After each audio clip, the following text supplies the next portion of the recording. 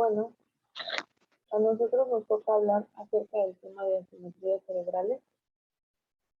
Para hablar de este tema, primero vamos a conocer 4 conceptos principales, que son diferenciación hemisférica, asimetría cerebral, dominancia cerebral y lateralidad.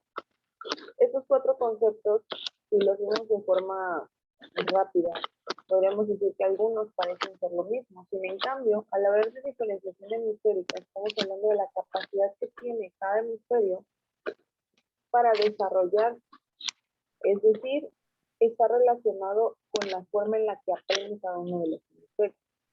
Asimetría cerebral nos habla acerca de la manera en la que el cerebro guarda o almacena la información y dominancia cerebral, que es el tercer concepto, nos habla de la predominancia que hay de un hemisferio ante una actividad en específico. Por ejemplo, el lenguaje, que, bueno, es dominado o es dominante del hemisferio izquierdo. Cabe mencionar que tanto la dominancia cerebral como la asimetría cerebral son cosas que se hacen de manera inconsciente e involuntaria. Es decir, no pueden ser modificados a través de la educación, ni tampoco pueden ser modificados a través de entrenamiento. Y el último de los conceptos es lateralidad. La lateralidad nos habla ya de la manifestación física de lo que llamamos o de lo que estamos hablando, que es la dominancia, es decir, ya se expresa a través de uno de los lados y es a través de ojo, oído, mano y pie. A continuación vamos a hablar acerca de las asimetrías anatómicas. Al hablar de asimetrías anatómicas, puedes regresar las diapositivas más, por favor. Es arriba, la segunda rosita. Ahí. Al hablar de anatómicas, estamos hablando de físicamente, de cómo se ven. Al hablar de anatomía del cuerpo, hablamos de piernas, manos, etcétera, de cómo nos vemos, cómo estamos constituidos. Hablando de asimetrías anatómicas, hablamos de cosas físicas que se pueden notar. La principal o las principales de ellas son que el área del lenguaje comprensivo sea más grande de lo normal. O también puede darse que el territorio cortical para el lenguaje tenga una amplitud mayor que en otros casos. Estas asimetrías se dan en porcentaje y no se da en todas las cosas. Ahora, tipifican en sí las diferencias que existen en el funcionamiento de los hemisferios.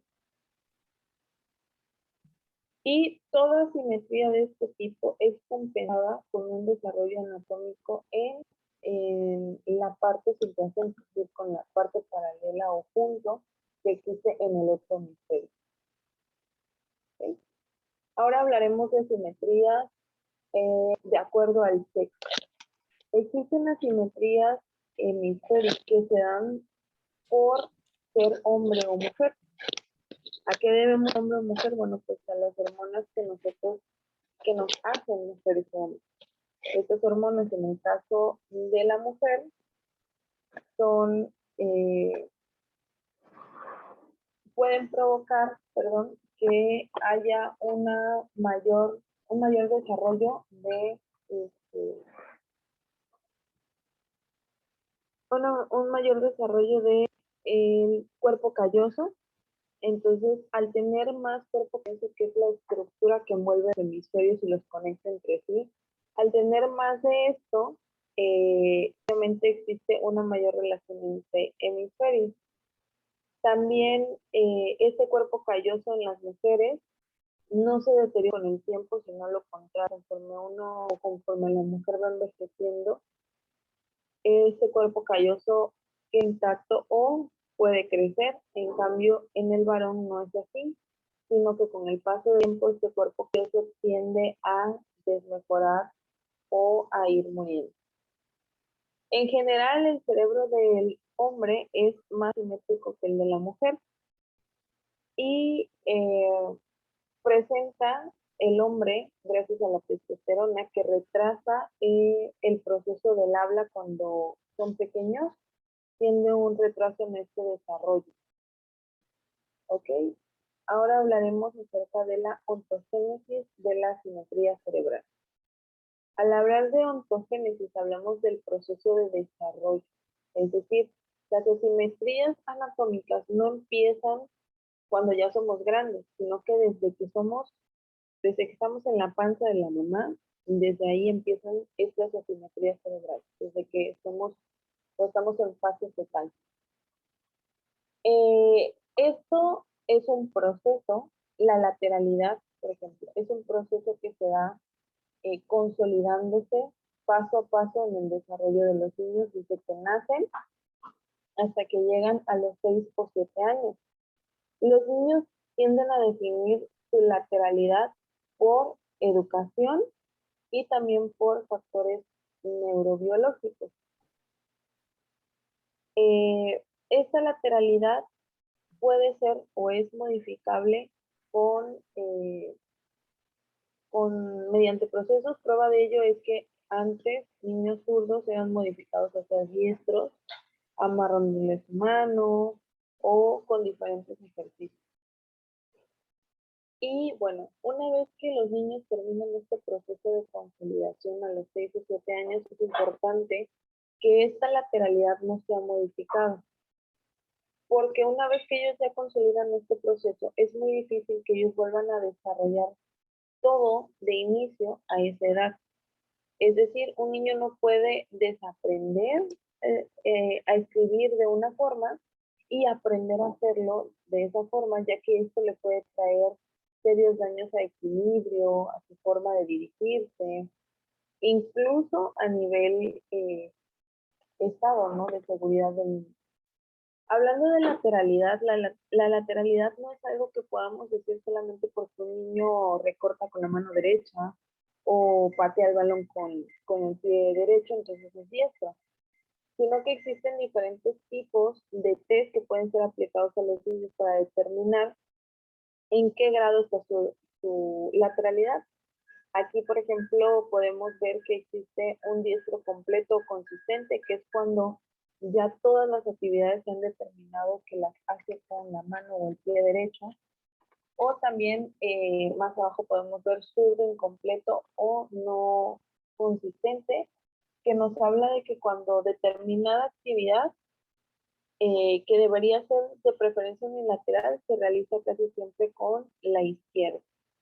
Esto se determina no nada más en un ver y ya, sino que se pueden aplicar diferentes test y existen diferentes cuestionarios para determinar la lateralidad completa de un niño. Sigue mi compañera. Ok. Yo les voy a platicar sobre lo que son las asimetrías funcionales. Pues de entrada tenemos que preguntarnos qué son. ¿Qué son? Pues son diferencias funcionales entre dos hemisferios. Se definen como esto y también se pueden definir como las diferencias funcionales anatómicas o neuroquímicas entre dos hemisferios. Podemos creer que los dos tienen el tamaño igual o son idénticos, pero bueno, no se utilizan de la misma manera. Del lado izquierdo podemos manejar lo que es el proceso más llamativo, que es lateralizado hacia el lenguaje, y del lado derecho son los aspectos emocionales o sensitivos, y bueno, le llaman en este caso somestésicas. Sensibilidad es área de la sensibilidad. Esto lo podemos estar verificando con lo que son las articulaciones, lo que es táctico o muscular. Dentro de las asimetrías funcionales también tenemos las asimetrías visuales. Aquí el hemisferio izquierdo domina el reconocimiento visual del material verbal y el hemisferio derecho estaría dominando el reconocimiento visual de la materia no verbal. La asimetría es una característica fundamental de la organización del sistema nervioso.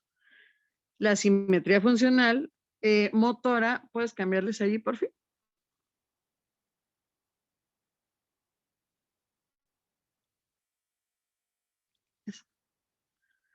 Ok, aquí tenemos también las asimetrías motoras, la de la memoria, la atención y el lenguaje. En lo que es la motora, esta refleja una asociación con el movimiento.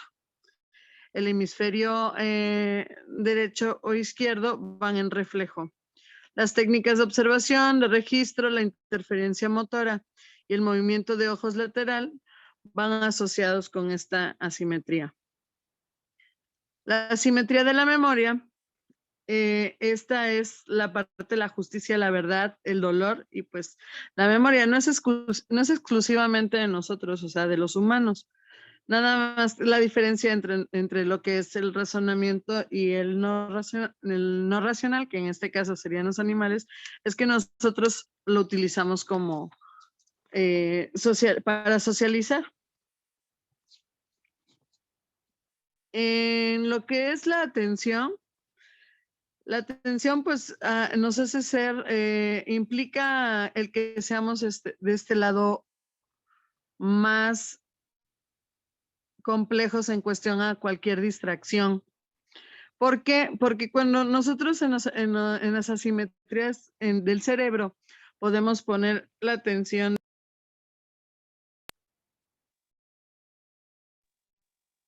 Ahí me escucho.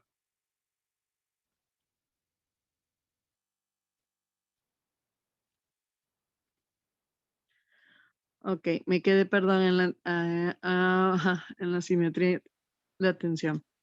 Este implica una estructura córtica o subcortical. El hemisferio derecho es dominante en el control de la actividad atencional. El lóbulo frontal y parental son los principales gestores de la representación sensorial y motora de los procesos atencionales. Con cualquier cosa nos podemos distraer. El lenguaje. El sistema del lenguaje es, en las asimetrías, los diestros tienen el centro del lenguaje en el hemisferio izquierdo y los zurdos pueden localizarlo en cualquiera de los dos hemisferios. Sin embargo, bueno, la interacción hace ser más efectivos a los zurdos en un 75% en el hemisferio izquierdo y en el derecho un 15%. La que sigue.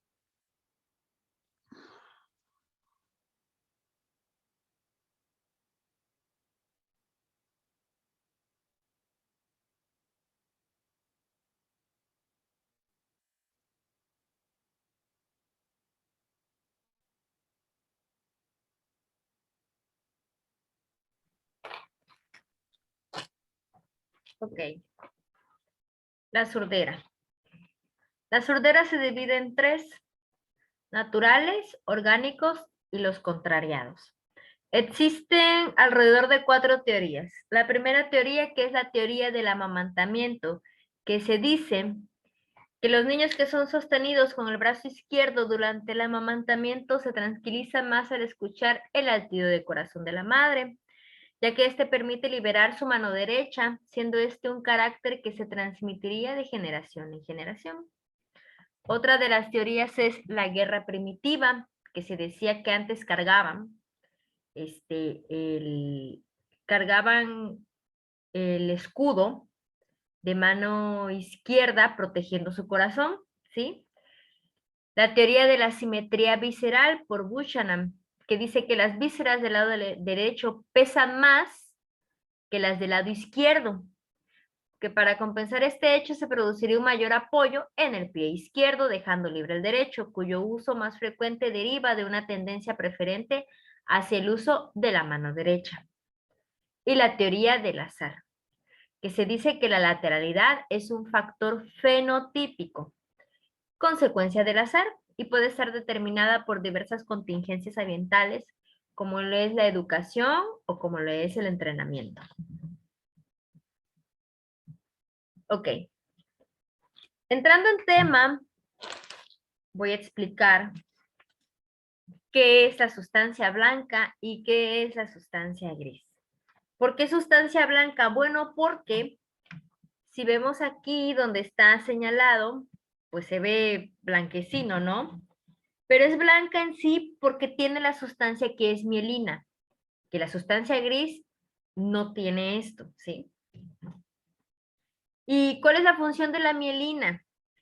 Es acelerar la transmisión de la información, de ver qué tan rápido llega la información a nuestro cerebro. Puede ser desde un estímulo, desde hablando de emociones, etcétera. Ok, vamos a ir desglosando bien lo que es la sustancia blanca. Esta tiene comisuras anteriores y cuenta con un cuerpo calloso. La comisura se le dice porque es un conjunto de fibras que contienen ambos hemisferios cerebrales, alrededor de 200 millones de fibras nerviosas que sincronizan la información sensorial, la información motora y cognitiva de los dos hemisferios cerebrales. ¿Sí? Otras comisuras que más adelante vamos a ver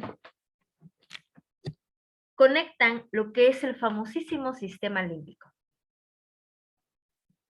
que junto con el sistema endocrino y el sistema nervioso hacen ahí algo muy, muy curioso que más adelante vamos a explicar. Tiene fascículos. Los fascículos son conjuntos de fibras musculosas. Si ven ahí dicen fascículos superiores longitudinales, que son como si fueran unas arañas de espagueti que se ven así, dispersadas como unos cables. Sí, esos son los fascículos. Y en la parte de abajo dice uncitter fascículos, que son igual en la parte de abajo.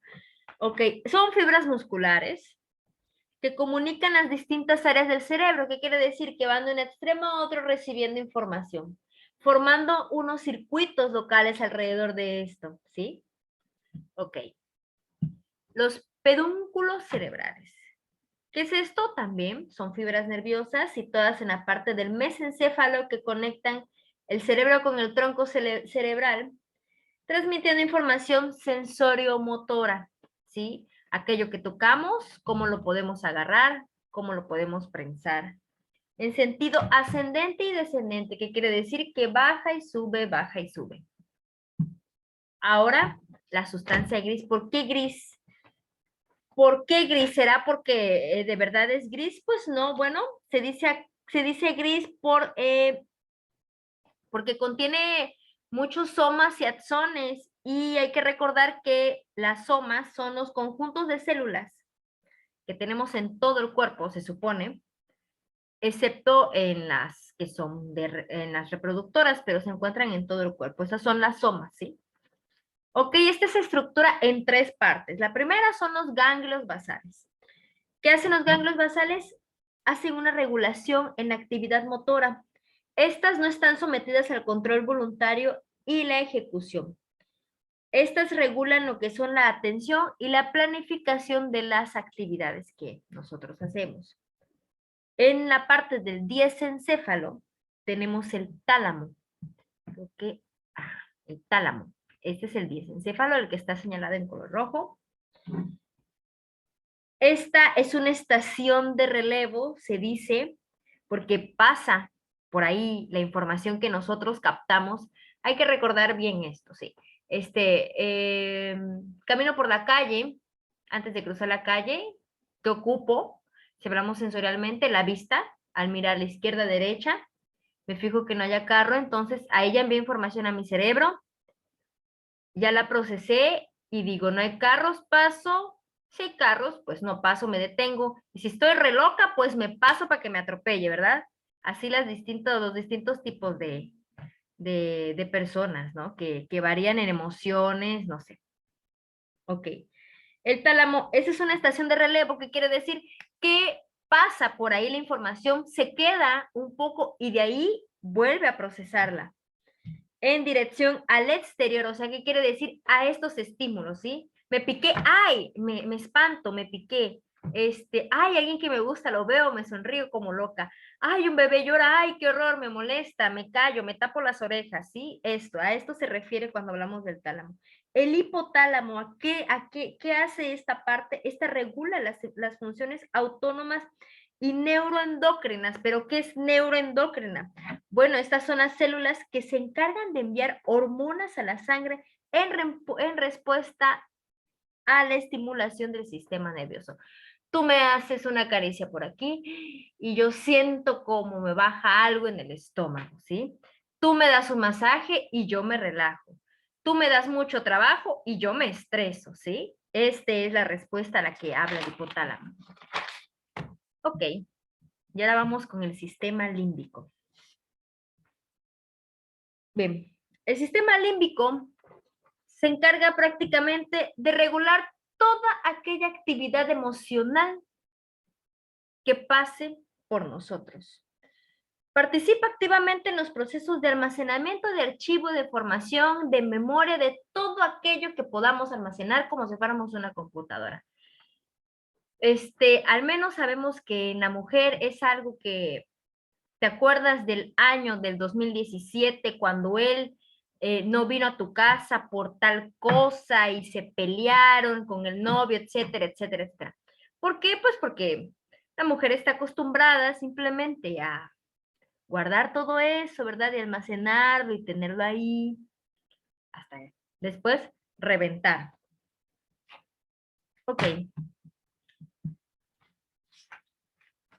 El sistema límbico, como vemos en la imagen, se divide en el giro cingulado, en el septum, en el bulbo olfativo, en el hipotálamo, la amígdala, el cuerpo mamilar y el hipocampo.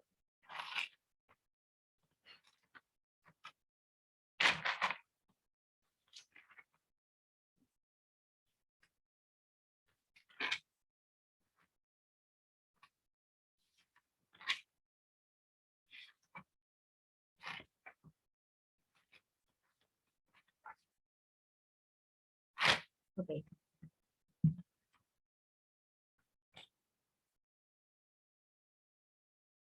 Funciones hemisféricas.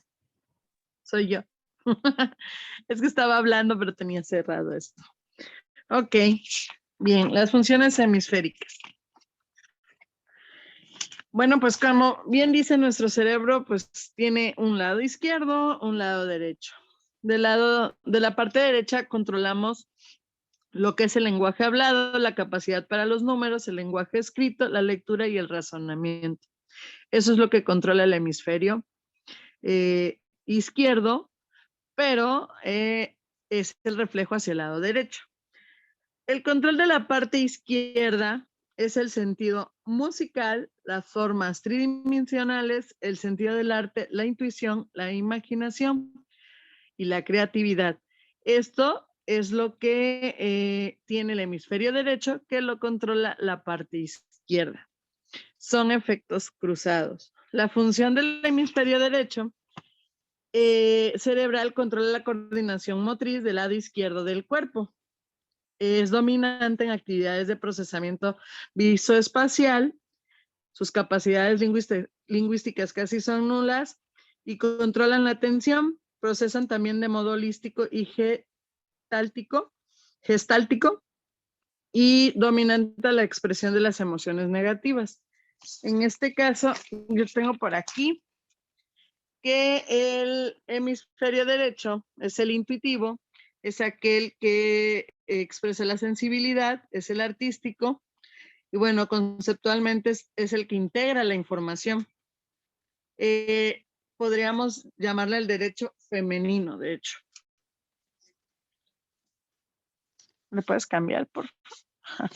Eso era lo que expliqué. El que sigue, por la función del lado, la función del hemisferio izquierdo, este controla la coordinación motriz del lado del cuerpo, pero del lado derecho del cuerpo. El dominante es en el lenguaje oral y escrito. Sus estrategias son analíticas y secuenciales. Dominante de expresiones positivas, domina el razonamiento matemático y la organización neural tipo focal. En este caso también le llaman izquierdo masculino. Es el que se procesa en análisis, es el racional, es el matemático y es el que tiene lenguaje gramatical. El que sigue.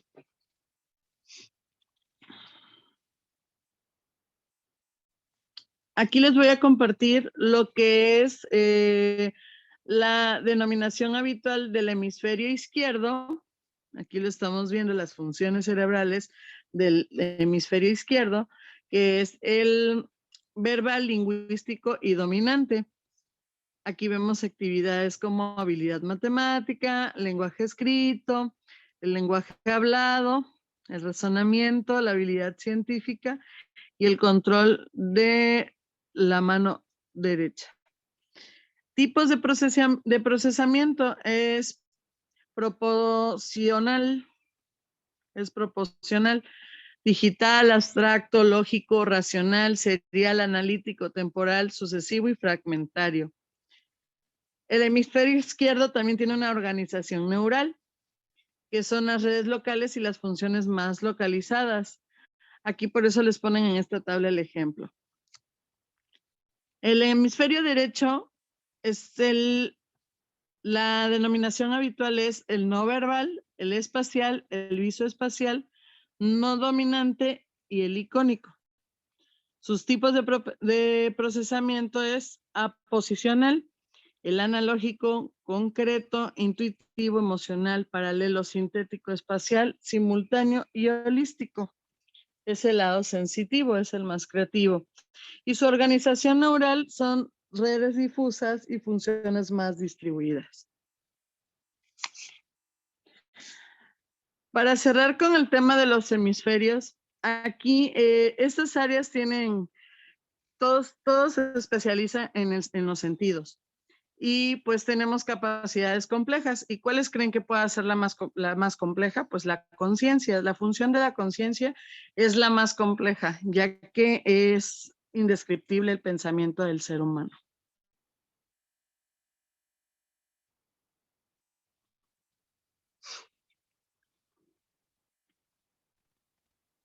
Ok, ahora vamos a hablar de estilos cognitivos y hemisfericidad. Tenemos 3 puntos claves aquí. Para empezar, ¿qué son estilos cognitivos? Bueno, al hablar de cognitivo hablamos de pensamiento, de la forma en la que se piensa. Entonces, los estilos cognitivos es un modo persistente o consistente en que las personas, ya sea intelectual o perceptivamente, o también en la forma de pensar y almacenar la información, se muestran. Es decir, algo que hacen constantemente, o la forma en la que ellos piensan, o la forma en la que ellos razonan, o la percepción que tienen de las cosas, y se vuelve un hábito. A esto se le llama un estilo cognitivo. Después tenemos la hemisfericidad, que se refiere al estilo cognitivo predominante de uno u otro hemisferio para cierta, o más bien para ese estilo cognitivo. Estos estilos se dividen en 2, que es el estilo analítico y el holístico intuitivo. El analítico nos habla de la predominancia del hemisferio izquierdo, mientras que el holístico intuitivo nos habla de la predominancia del hemisferio derecho. Síndromes hemisféricos.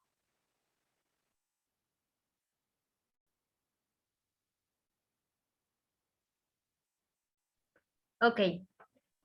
Síndromes hemisféricos. ¿Por qué hay síndromes hemisféricos? Nos quedan 10 minutos. Ya casi acabamos, maestra. ¿Qué es un síndrome? Ok, un síndrome es un conjunto de síntomas que definen o caracterizan a una enfermedad o a una condición en particular. ¿Qué quiere decir? Tiene tantos síntomas como tiene tantos signos, que es lo que se ve, ¿sí? ¿Como cuál? Como el síndrome de Down. El síndrome de Down tiene síntomas que son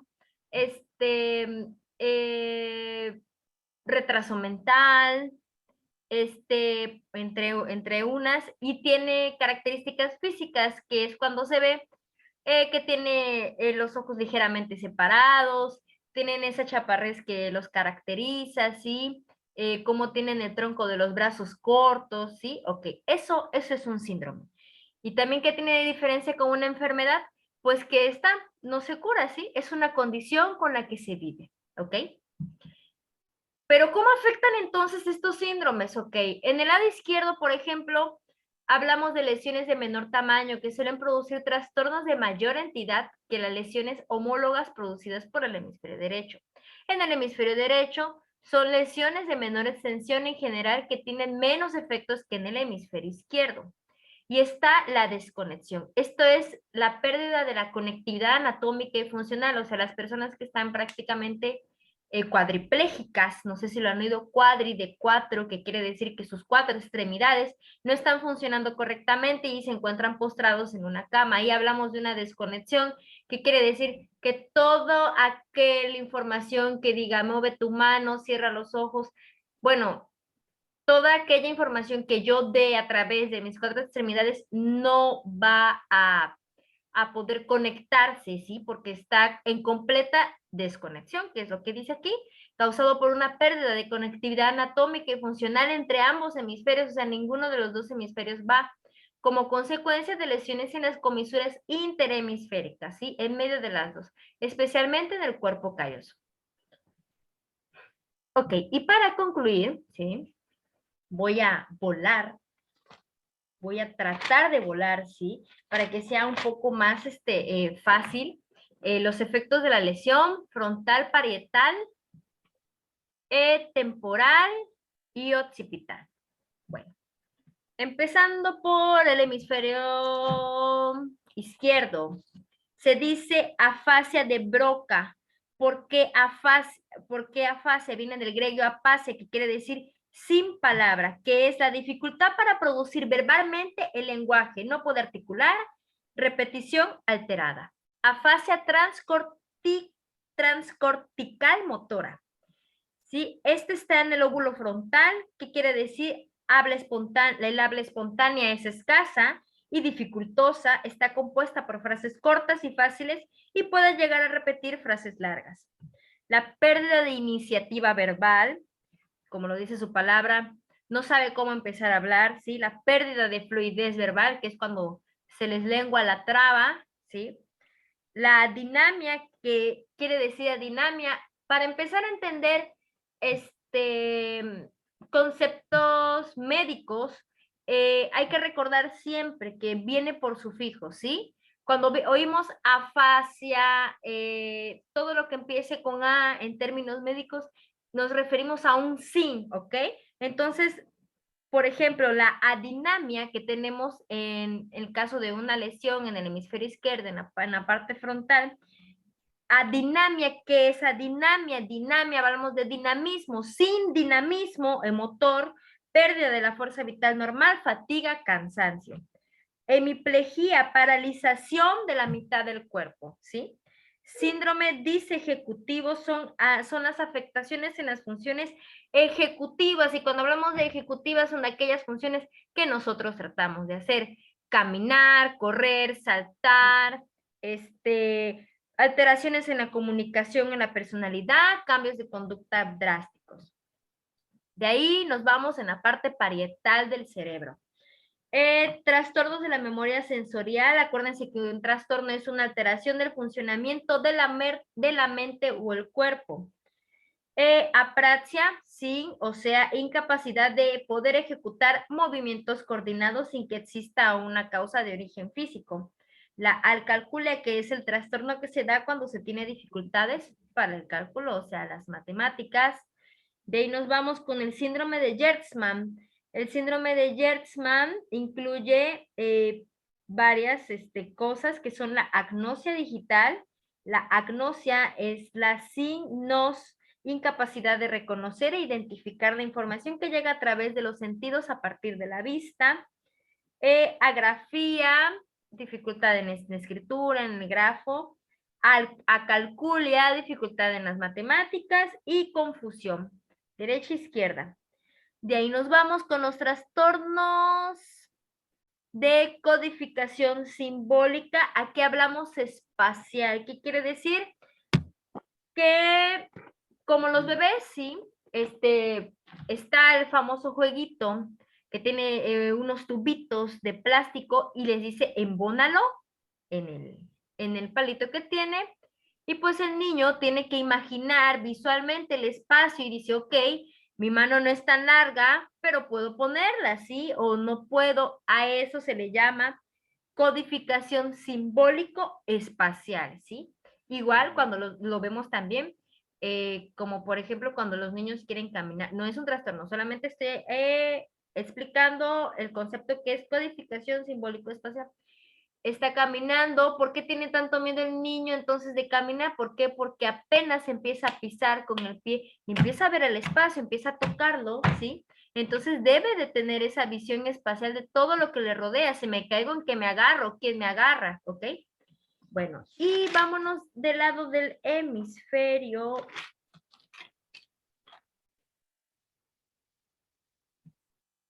derecho.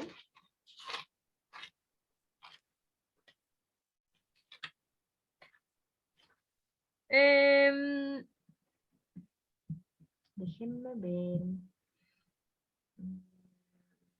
Afasia de Wirtz.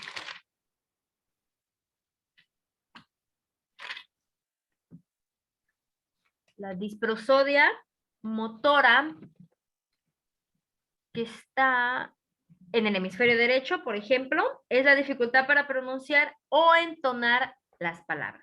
No darles énfasis, que es lo que se le dice.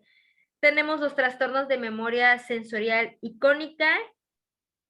Icónica es el componente del sistema memoria visual que tenemos, los trastornos de memoria inmediata sensorial espacial, la prosopagnosia, que de hecho está en el lado occipital, que es la dificultad para reconocer caras distinguidas, pierde la conexión de lo que ve y de lo que recuerda, ¿sí?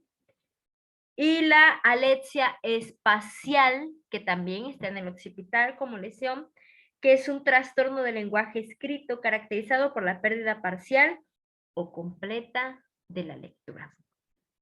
De entre las más destacadas que podemos rescatar, que podemos decir, ¿y eso con qué se come? Pues con esto se come.